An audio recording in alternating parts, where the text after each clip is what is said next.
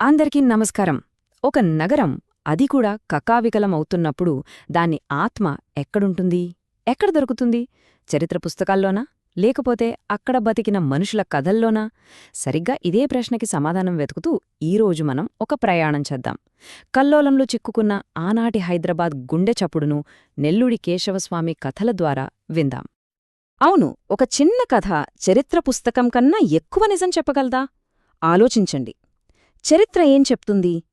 తేదీలు, జరిగిన సంఘటనలు అంతే. కాని ఆ సంఘటనల మధ్య నలిగిపోయిన మనుషుల సంగతేంటి? వాళ్ళ ఆశలు, భయాలు, వాళ్ళ సంబంధాల్లోని చిక్కుముడ్లు, వీటిని ఏ చరిత్ర పుస్తకం పట్టుకోగలదు? అది ఒక్క కథకే సాధ్యం. నెల్లూరి కేశవస్వామి చేసింది సరిగ్గా అదే పని. సరే, ఈరోజు మన చర్చలో మనమేం చూడబోతున్నామంటే, మొదట కథల్లో ఒక నగరం ఆత్మ ఎలా కనిపిస్తుందో చూద్దాం. ఆ తర్వాత హైదరాబాద్లోని ఆ కల్లోల చరిత్రలోకి వెళ్దాం. ఇక చార్మినార్ సాక్షిగా కేశవస్వామి చెప్పిన కథలేంటో తెలుసుకొని చివరగా ఆయన మనకిచ్చిన ఆ వజ్రమంత విలువైన వారసత్వం గురించి మాట్లాడుకుందాం. రైట్, ఇక మనం మొదటి విభాగానికి వచ్చేద్దాం. కథలలో ఒక నగరమాత్మ. అసలు నెల్లూరి కేశవస్వామి కథలు ఎందుకంత ముఖ్యమైనవి? ఒక రచయిత తన కలంతో ఒక నగరం గతాన్ని, దాని రహస్యాలను ఎలా మన కళ్ల ముందుంచగలడో చూద్దాం. ఒకవైపు కత్తులు, మరోవైపు రాజకీయ గందరగోళం. ఇలాంటి టైంలో ఒక వ్యక్తి తన నగరం జీవితాన్ని కాపాడటానికి చేతిలోకి కలం తీసుకున్నాడు. ఆ వ్యక్తే నెల్లూరి కేశవస్వామి. చూడండి, చుట్టూ అంతా హింస, రాజకీయ కల్లోలం జరుగుతుంటే ఆయన తన కలాన్నే ఒక ఆయుధంగా చేసుకున్నారు. ఆయన రాసింది కేవలం కథలు కాదండోయ్, తన కళ్ల ముందే రూపుమార్చుకుంటున్న ఆ నగరం యొక్క సామాజిక, మానసిక చరిత్రను అక్షరాల్లో బంధించారు. అయితే ఆయన కథలను మనం పూర్తిగా అర్థం చేసుకోవాలంటే ముందు ఆ కథలు పుట్టిన ప్రపంచాన్ని అర్థం చేసుకోవాలి. అంటే ఆనాటి హైదరాబాద్ పరిస్థితేంటి, ఆ చారిత్రక నేపథ్యమేంటో ఇప్పుడు చూద్దాం.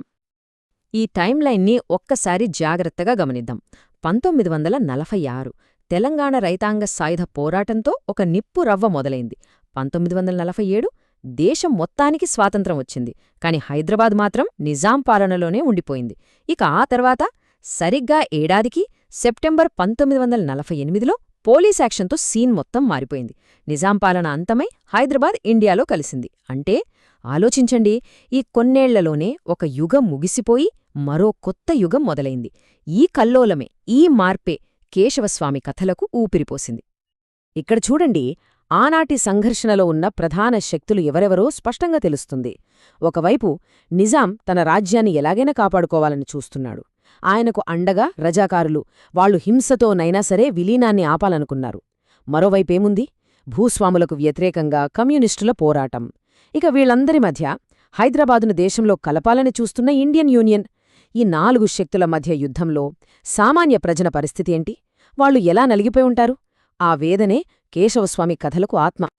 మరి ఇంతటి భయంకరమైన చారిత్రక కల్లోలాన్ని కేశవస్వామి అంత శక్తివంతమైన సాహిత్యంగా ఎలా మలిచారో ఇప్పుడు చూద్దాం.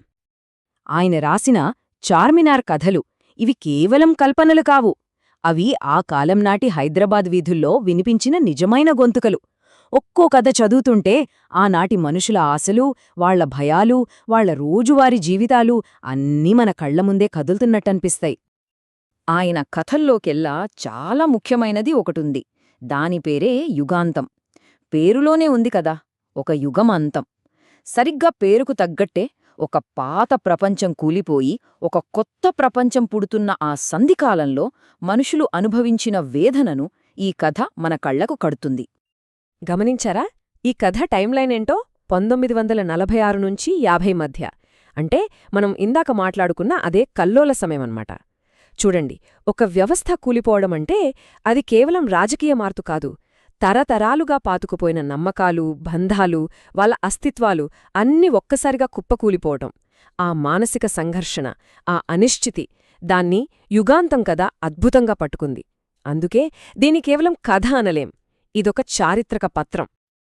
ఆయన రచనల్లో మనస్సుని పిండేసే సంఘర్షణ ఇదే. ఒకవైపు ఏముంది? శతాబ్దాలుగా కలిసిమెలిసి బతుకుతున్న ఒక అద్భుతమైన హిందూ, ముస్లిం సంస్కృతి. కాని మరోవైపు రాజకీయాలు సృష్టించిన అనుమానాలు, హింస ఈ భాగస్వామ్య సంస్కృతిని చీల్చేస్తున్నాయి. ఈ రెండింటి మధ్య నలిగిపోయిన ఆ మనుషుల కథలు, వాళ్ల సంబంధాల విషాదాన్ని ఆయన నిర్భయంగా నమోదు చేశారు. ఆయన కథలు కేవలం రాజకీయాల గురించే మాట్లాడవు, అవి మానవ సంబంధాల లోతుల్లోకి తీసుకెళ్తాయి. ఉదాహరణకు కేవలం మనుషులం అనే కథ ఉంది. మత ఘర్షణల టైంలో కూడా ఒకరినొకరు కాపాడుకున్న హిందూ ముస్లిం స్నేహితుల కథ అది. ఎంత గొప్ప విషయం! అలాగే రూహీ ఆపా లాంటి కథల్లో చాలా సున్నితమైన బంధాల్ని చూపించారు. పాకిస్తాన్కు వలస వెళ్లిన కుటుంబాల గున్నెకోతను చిత్రీకరించారు. అంటే రాజకీయాలు ఎలా ఉన్నా సరే ఆయన దృష్టి మాత్రం ఎప్పుడూ మనిషి, మానవత్వం మీదనే ఉండేది. సరే, మరి ఇంత గొప్ప రచనలు చేసిన కేశవస్వామి మనకు ఎలాంటి వారసత్వాన్ని ఇచ్చి వెళ్లారు? ఆయన ఎప్పటికీ ఎందుకు ఒక సాహిత్య దిగ్గజంగా నిలిచిపోతారో చూద్దాం. ఆయన కథలు గోల్కొండ గనులలో దొరికిన కోహినూర్, జాకబ్ వజ్రాల వంటివి. వావ్! ఈ ఒక్క వాక్యం చాలదు ఆయన సాహిత్యానికున్న విలువ ఏంటో చెప్పడానికి. ఎంత అద్భుతమైన పోలిక కదా!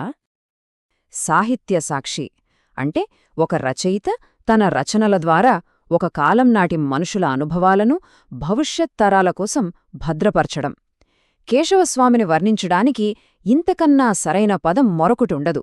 ఆయన కేవలం రచయిత కాదు, ఒక కాలానికి నిలువుటద్దం పట్టిన సాహిత్య సాక్షి. ఇక్కడ ఒక ముఖ్యమైన విషయం మనం గుర్తుపెట్టుకోవాలి. కేశవస్వామి కేవలం హైదరాబాద్కి చెందిన రచయిత మాత్రమే కాదు. హిందీ సాహిత్యంలో ప్రేమ్చంద్కి ఎంత పేరుందో, ఉర్దూలో కృష్ణ్ చందర్కి ఎలాంటి స్థానముందో, తెలుగు సాహిత్యంలో మరి ముఖ్యంగా ఆనాటి హైదరాబాద్ జీవితాన్ని చిత్రించడంలో కేశవస్వామికి కూడా అలాంటి ఉన్నత స్థానముంది. ఆయన మన భారతీయ సాహిత్యానికే ఒక దిగ్గజం. మనము ఈ విశ్లేషణను ఒక ఆలోచింపజేసే ప్రశ్నతో ముగిద్దాం. కేశవస్వామి తన కాలానికి సాహిత్య సాక్షిగా నిలిచారు. సరే, మరి మన కాలానికి ఎవరు సాక్షులుగా నిలుస్తున్నారు? మన చుట్టూ జరుగుతున్న కథలను, మన అనుభవాలను భవిష్యత్ తరాల కోసం ఎవరు నమోదు చేస్తున్నారు? ఒక్కసారి ఆలోచించండి. ఎందుకంటే చరిత్ర పేజీలు మరుగున పడిపోవచ్చు, కాని కథలు మాత్రం ఎప్పటికీ బటికే ఉంటాయి. ధన్యవాదాలు.